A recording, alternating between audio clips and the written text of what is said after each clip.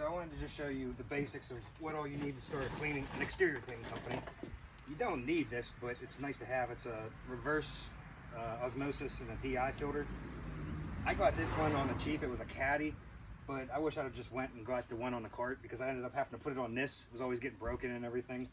But I ended up just going with a cheap water-fed pole from online, and the brush head that came with it was nylon. It wasn't that great for windows, so I went and got another brush head for it. But to be honest, this stuff gets beat around. I don't keep this in my truck unless I know I'm cleaning windows. I just do it traditionally if I'm doing it on the fly, because this thing, it's about done already. Like, you're gonna go through these poles. The boar fiber brushes, I always like to keep everything in just a little backpack. You can see everything gets bleached and ruined, but this is the brush it came with. And then I went and got one of the nylon boar hair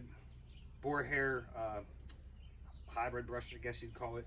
I want to get one of them circular ones next, and I need a new pole. But you also want to get a TDS tester to test the water, and that's all just for window cleaning. For gutter cleaning, I went and got just the cheap vac, and you can always just do it yourself with PVC pipe, put it together, but it's so freaking heavy. I made one. If you're cleaning gutters all day, your shoulders are gonna be dead. So I went and got the Sky Vac, and these basically, this will just connect into the hose portion, and then where these connectors are, you just build onto it. And then they got all kinds of fancy attachments and stuff to go from the gutters. If you ever get clogged, I always just put it to the side a little bit, open this up so it quits sucking, and just turn it real fast, and usually the stuff will fall out. But let me show you real quick.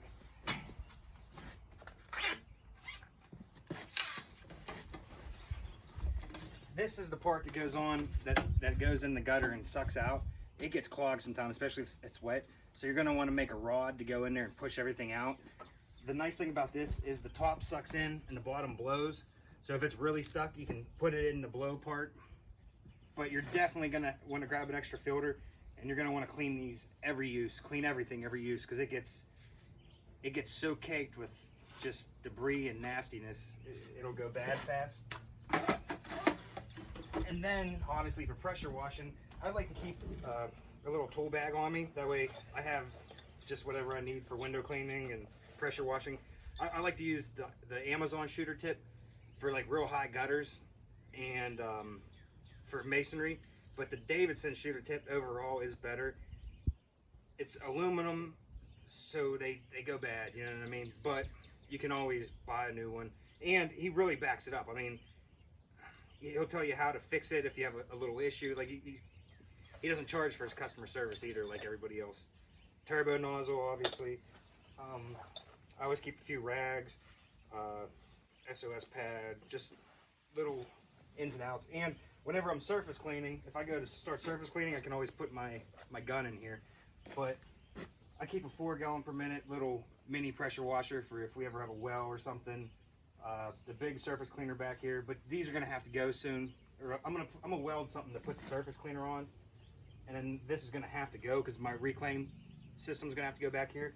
But just to start out, all you really need is, I like the tool belt. Like I don't care, and you can always get just a cheap respirator from Amazon, but you definitely want a respirator. Some hoses. I don't even have hose drills yet. I have them. I'm too lazy. I haven't hooked them up, and I don't have time. This is just some concrete sealer from yesterday. I still XJet, but we downstream also. I keep a chemical jug on this side, and then I keep 4 5-gallon jugs of chemical on that side. I keep the soap in the truck. This is an 8 gallon per minute cold water machine. You could start out with a 4 gallon if you're just getting started, but 8 gallon is so much faster. Once you go 8 gallon, you're not going back to 4 gallons per minute. And then my hot water unit's 5.5 gallon. I like it like that just because if you're using hot water, it's usually for like to get rid of paint or something, or oil spills, or commercial work like gum popping. And you can always use your hot water just to pop the gum and everything, and then come through and rinse with the higher volume. I got another trailer in there that's another 8 gallon per minute. I might put that on here and Siamese them together, but I really don't need to. I mean, there's no need for all that. But this 8 gallon per minute I just got from spraywell.com, and it actually came with that surface cleaner. I keep a smaller surface cleaner in the truck just to pull out and go. It's kind of hard to get around with that big one, but for smaller stuff, it's nice to have a small surface cleaner. For bigger stuff, it's nice to bust it out with that big surface cleaner. But just to start out, all you really need is a flatbed setup. You should have a buffer tank just in case there's a well, in case water pressure sucks. So yeah, just to get started, a couple ladders, a small buffer tank even, and a 4 gallon per minute machine, you can get started. I have a buddy that has two 5 gallon per minute machines in the back of a van, and he does a lot of work.